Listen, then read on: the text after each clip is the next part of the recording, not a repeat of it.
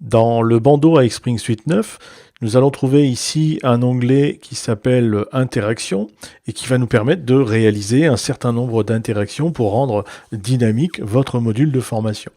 Lorsque les interactions sont créées, nous allons ouvrir cette fenêtre et nous allons obtenir ce type d'éléments, ce type d'écran, avec comme par exemple ici la mise à disposition pour vos apprenants d'une image avec un certain nombre d'éléments sur lesquels vous allez leur demander soit de cliquer ou soit de passer la souris. Alors c'est très intuitif puisqu'on voit que les hotspots sont vivants en quelque sorte, ils émettent des ondes et attirent l'attention de l'utilisateur, et s'il clique dessus, il obtient la description que nous aurons fournie, nous, en tant que concepteurs.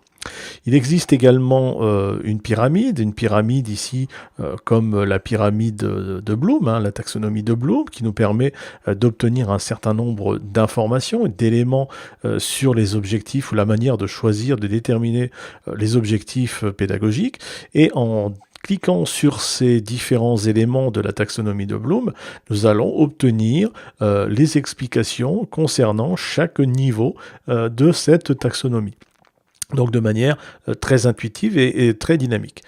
Troisième élément, la possibilité de choisir ici une présentation d'informations, encore une fois, de manière circulaire, avec la possibilité pour l'utilisateur de cliquer, et la possibilité de rajouter, bien sûr, un certain nombre d'éléments qui constituent ce cercle.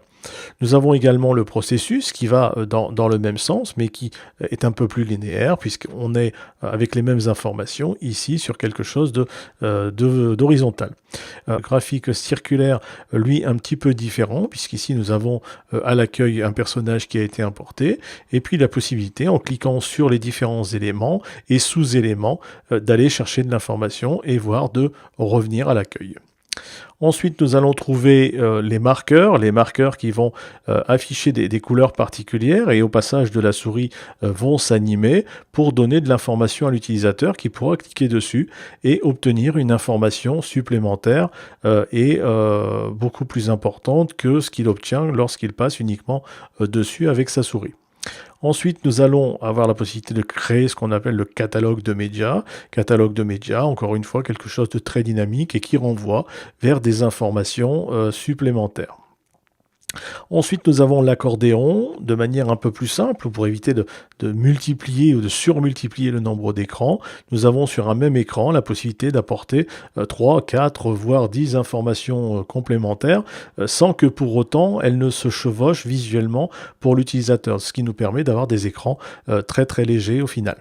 Même chose ici avec des onglets, donc nous avons la possibilité d'apporter des informations sans surcharge cognitive pour l'utilisateur. Et nous avons également la foire aux questions qui est ici, qui nous permet de répondre à un certain nombre de questions que se posent habituellement les utilisateurs, et encore une fois de manière très dynamique et sans surcharge de l'écran. Voilà donc ce que propose l'outil Interaction de iSpring.